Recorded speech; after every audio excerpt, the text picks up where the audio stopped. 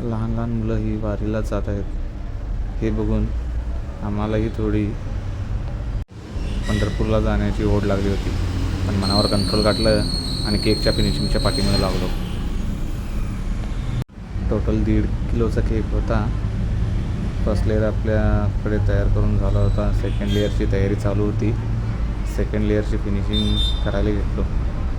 तेवढ्यात pizza order चालू होती.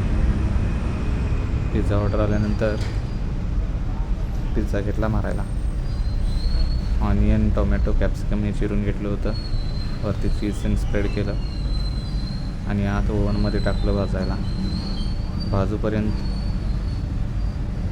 इकडे आपला केक तयार झाला होता. वरती थोडंसं गार्निशिंग करून घेतलं आणि हे करत असताना पिझ्झाही आपला तयार झाला. पिझ्झा कट करून कस्टमरला दिलो.